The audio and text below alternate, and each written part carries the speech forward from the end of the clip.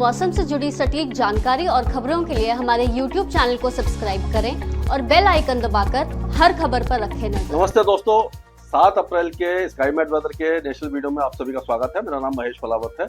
अगले 4 से 5 दिनों के मतलब 4 दिनों की बात करते हैं, 10 तारीख तक किस तरह का वेदर रहेगा इसके बारे में हम बात कर लेते हैं कि कई इलाकों में अब धूल भरी आंधी आने वाली, क्योंकि जैसे अप्रैल का महीना आता है, वैसे तो प्री मानसून होता है मार्च, अप्रैल और मई, और जून से मानसून शुरू हो जाता है। जून, जुलाई, अगस्त, सितंबर, 1 जून से 30 सितंबर तक का मानसून होता है। लेकिन मार्च में देखा जाता है कि गर्मी बहुत ज्यादा कभी कभी नहीं बढ़ती है, तो प्री मानसून गतिविधियां ज्यादा नहीं होती हैं।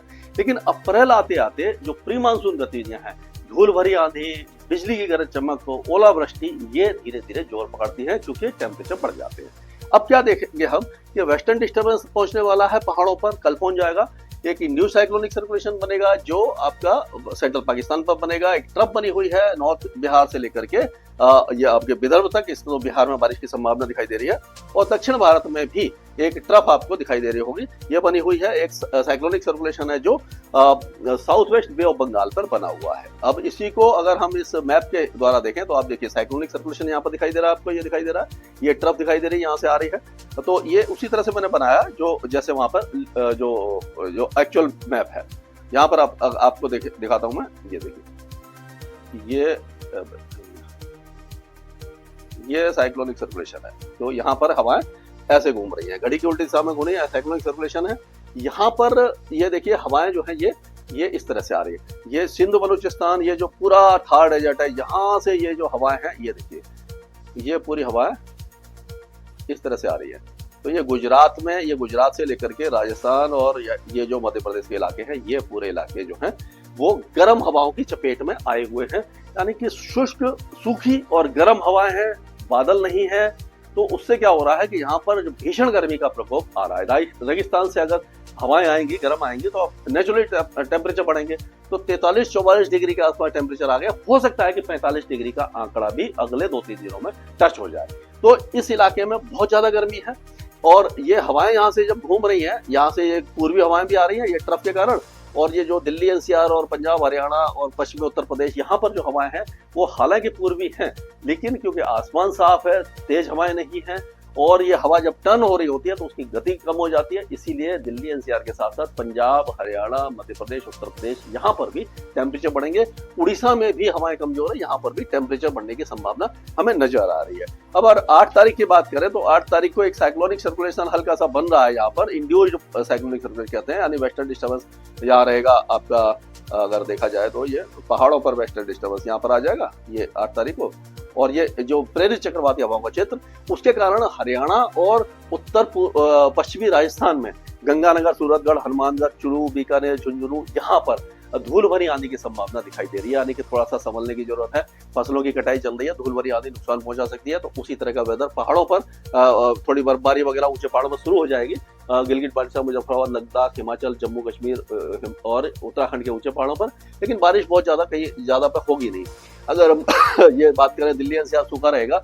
ये आपका गुजरात, राजस्थान के जो दक्षिणी इलाके हैं ये सूखे रहेंगे, मध्य प्रदेश के ज्यादातर इलाके, उत्तर प्रदेश के, लेकिन बिहार के जो उत्तरी इलाके हैं यहाँ पर बारिश की संभावना है 8 तारीख को। उसी तरह उड़ीसा वगैरह में 8 तारीख को संभावना है। 9 तारीख को जो है वो ट्रफ आप देखिए यहाँ से आ गई है, ये यहाँ तक आ गई है ट्रफ है, और ये हवाएं जो है यहाँ से घूम के आ रही हैं, यहाँ से घूम के आ रही है, यानी कि ये नमी वाली हवा इधर से आ रही है। और ये जो हवाएं हैं यहाँ पर अभी भी चल रही हैं, लेकिन इनकी स्पीड तेज हो जाएगी। तो जैसलमेर से लेकर के आपका गंगानगर, हनुमानगढ़, यहाँ पर ये थोड़ा सा धूल भरी आंधी आ सकती है। और ये तेलंगाना और बाकी इलाकों में भी वेदर एक्टिविटी हो रही है। हवाएं काफी ज्यादा तेज हो जाएंगी। ये मध्य प्रदेश और गुजरात और महाराष्ट्र के उत्तरी इलाकों में 10 तारीख को हवाएं और ज्यादा तेज हो जाएंगी। पूरे आपके देखो राजस्थान के ज्यादातर इलाकों में तेज हवाएं रहेंगी। तेज हवाओं के साथ ये धूल भरी आंधी की संभावना राजस्थान के कई इलाकों में आपको दिखाई दे रही होगी।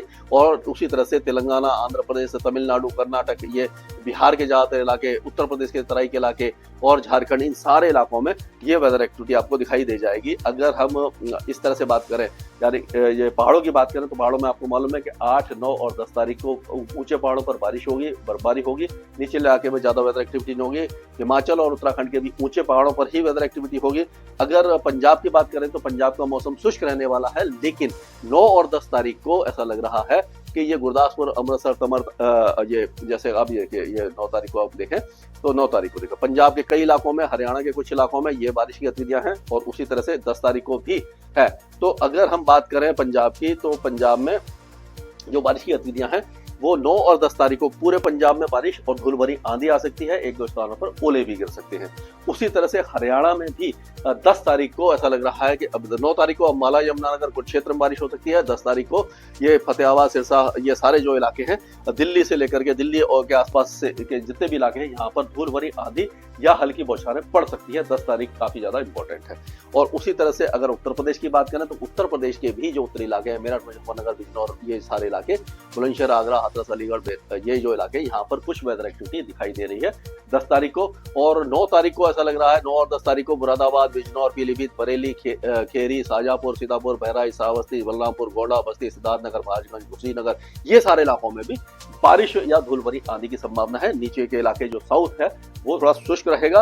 बिहार की अगर हम बात करें तो बिहार में अब वेदर एक्टिविटी अगले 2-3 दिनों के दौरान किशनगंज, अररिया, पूर्णिया, मधेपुरा, सुपौल यहाँ पर रहेगी और उसके बाद मधुबनी, दरभंगा, सीतामढ़ी तक आ जाएगी। और आगे की बात करें 9 और 10 तारीख को तो पश्चिमी चंपारण, गोपालगंज, सिवान, मुजफ्फरपुर, बेगूसराय, समस्तीपुर, सहरसा, ये सारे इलाकों में भी बारिश हो सकती है। हो सकता है कि आपका भागलपुर, बांका, खगड़िया, मुंगेर, जमुई ये भी इम्पैक्ट हो जाए।